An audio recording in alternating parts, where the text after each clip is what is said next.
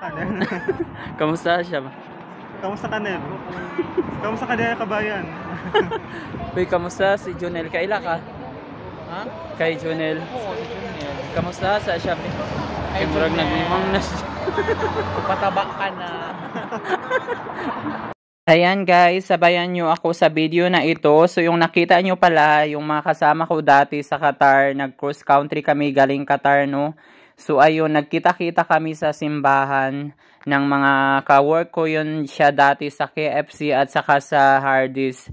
Tapos ayun, nagkita-kita kami dun sa simbahan. Tapos naghiwalay din kami kasi iba yung work nila. Tapos nagsakay na lang kami ng train pauwi. Tapos pag uwi namin, sinamahan namin yung kasama ko, yung kabatch ko dati, sinindo ko sila sa bus terminal kasi hindi sila sa city na assign dati, doon sila sa isla. So pupunta sila dito sa city para mag-resign kasi nakahanap sila ng bagong trabaho. Tapos, okay yung sahod. Tapos, pupunta sila ng office para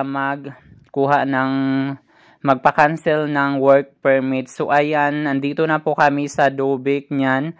Kasi nasa Dubic yung office namin. So, sinamahan ko na lang yung mga kasama ko kasi hindi nila kabisado yung city. Kasi doon nga sila sa island or sa isla na assign. Tapos nagpasama siya sa akin kasi baka mawala daw sila. Tapos nakitulog muna sila sa tinitirahan naming accommodation para kasi wala rin silang pera. Kaya mahal kasi yung kuan dito, yung mag-rent pa ng parang hotel or hostel yung tawag.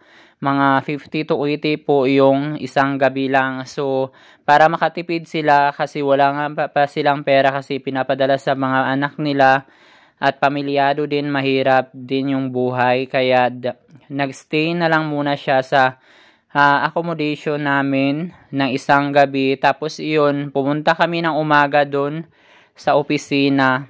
Tapos nakuha na niya, na-cancel na niya yung work permit niya. Pero babalik din sila sa bago nilang employer na accommodation which is 3 to 4 hours po yung biyahe. So, uwi na kami ng bahay niyan. Tapos, kakain lang kami. Tapos, lalarga na sila kuya. Pupunta na sila sa bago nilang employer kasi naantay na sila. So, yung bago nilang trabaho is mag-sushi chef si kuya. So, skilled po yung sushi chef dito sa bansang Croatia. So, malaki yung offer niyan. So, ginrab na nila yung opportunity. At least, wala na rin sila sa aming agency na luma. So, nag-local apply sila. So, ayun, natanggap na sila kuya. Tapos, ako nito, mag-aantay ako ng work permit ko. So, pauwi na kami nito ng bahay, sa bagay naming bahay sa accommodation sa Susbite. So, ito yung kuan namin, yung daan. Lalakarin siya hanggang doon sa main road na highway. Mga 5 to 10 minutes po. Yung pinagstihan pala namin ngayon is ito yung receiving accommodation. So meaning dito ilalagay yung mga staff pagbagong dating dito sa Croatia, bago sila i-deployed sa mga employer nila. Dito muna sila magpa-process, mag-aantay sila dito, magpa-process ng mga papilis nila hanggang matapos, saka sila doon maglipat sa employer accommodation. So, ito po yung receiving accommodation. Dito po pinaprocess lahat yung mga papilis mo dito sa bansang Croatia. Mag-apply ka ng TRC or ID mo dito, tapos mag-medical. Pagkatapos okay na lahat, doon ka na lilipat ng yung permanent accommodation mo talaga sa company mo kung saan ka madideployed. Yan po yung kalakaran dito. So, pauwi na kami nito mga 12 noon ng hapon na to. Tapos, pagkatapos niyan, kakain lang sila kuya at kakain na rin kami sabay-sabay. Tapos, magbubok na lang ako ng over Kasi ang rami nilang dalang bag, ang bigat. Kasi na-try namin kahapon, tapos umuulan pa, ang hirap. May 2 luggage, tapos may mga 2 maliliit pa. So ang hirap. Sabi ko, 10 euro lang naman papunta doon sa bus terminal. So okay na yun. At least hindi sila mahirapan. At least maging safety yung pag punta nila doon. At hindi na ako sumama actually kasi malayo siya talaga. So yung receiving accommodation dito lahat ibabagsak. Actually marami silang dito yung mga receiving accommodation. Ayan din yung maganda sa amin sa agency, kasi may receiving sila na accommodation, which is pag wala ka pang trabaho, pwede ka magstay doon while waiting pa po sa mga papilis mo na maging okay lahat bago ka ilipat sa employer mo or sa accommodation mo talaga na kung saan ka mag-work. So ayan, pagkatapos namin kumain, sila kuya ay nag-book na ako ng Uber papuntang sa Grave. Uwi pala sila ng yung isla din yun.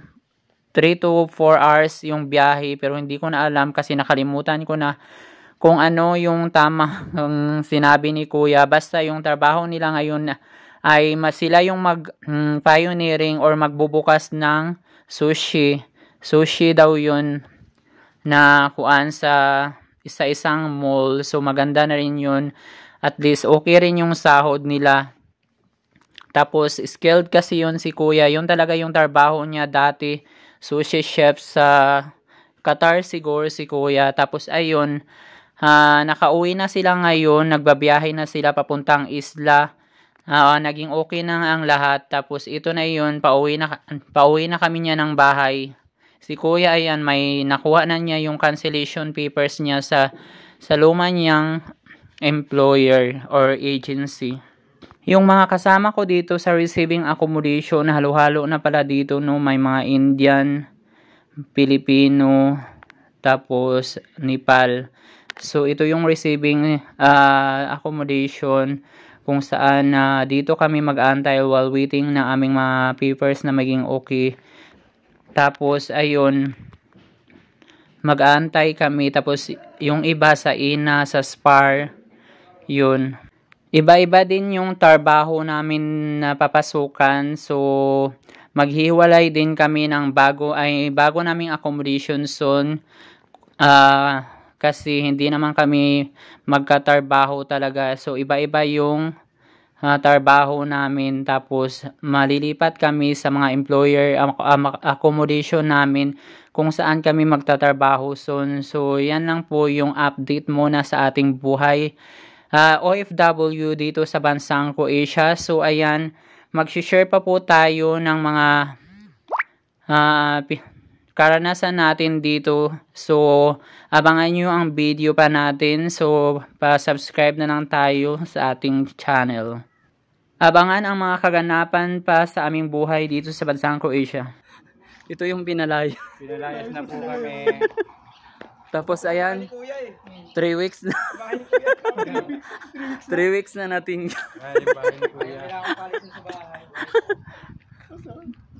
3 weeks.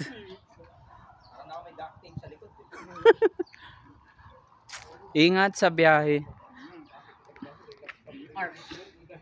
Yung mall ba? Busy sa mall. Tapos magdagdag sila ng stop. Iprayo nyo kami.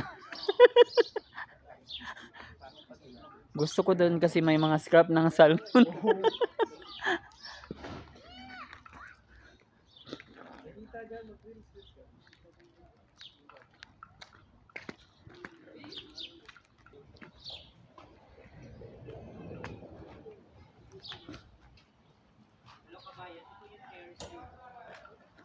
Ayan, natingga na ng 3 weeks na yan si kabayan dito.